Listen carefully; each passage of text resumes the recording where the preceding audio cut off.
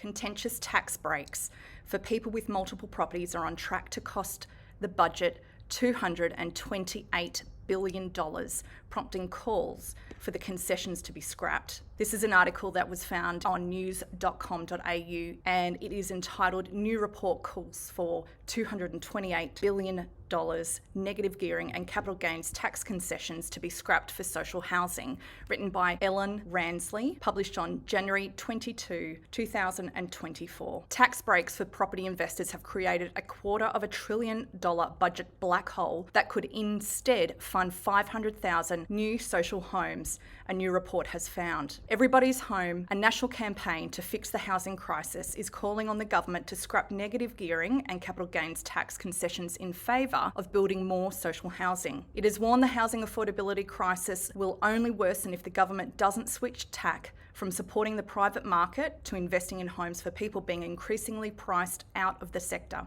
The latest report proposes a regime of tax reform finding concessions are on track to cost the budget about $228 billion from 2010 to 2033, and that tax breaks for investors have outstripped federal funding on social housing by at least 5 times. The report found investment in social housing under Commonwealth state housing agreements is less today than it was 40 years ago, and that housing policy has been geared towards subsidising the private market rather than directly supplying social housing.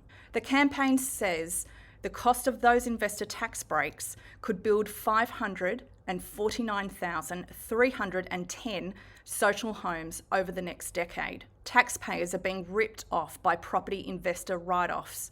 The federal government is spending record amounts on housing to line the pockets of investors. That has made renting and buying homes more expensive than ever. Everybody's Home spokesperson May Aziz said, "Tax handouts for investors will be a $250 billion mistake if the government doesn't change tack. Giving money to investors is a choice.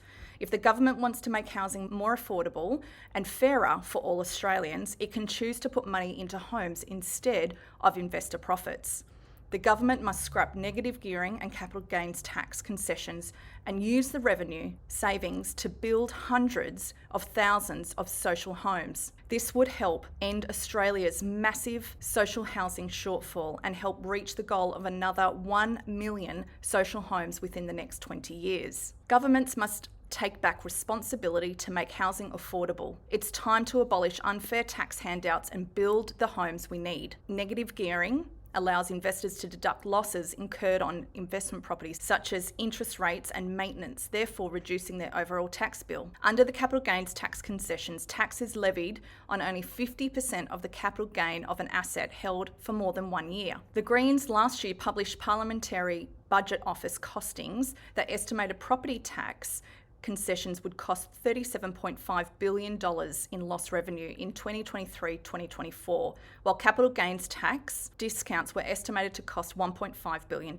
The Albanese government's centrepiece housing policy, the Housing Australia Future Fund, passed in September after months of negotiations with the minor party, with a guaranteed $500 million to be spent each year on building new and affordable social homes. The government last year also announced a separate $2 billion social housing accelerator and increased the Commonwealth rent assistance payment in the May budget. But the Greens want the government to invest even more in social housing, with acting Greens leader vowing the minor party would keep pushing the government to overhaul the tax concessions. These tax breaks are turbocharging the housing crisis, making it easier for wealthy property moguls to buy a property than a first home buyer, driving up property prices and depriving the government of revenue that could put work building housing for those who need it. It is an indictment on Labor's priorities that they think that $39 billion on tax breaks for wealthy property moguls is a reasonable investment, but won't spend more than $3 billion on public housing as the crisis continues to worsen. Prime Minister Anthony Albanese, who famously grew up in social housing,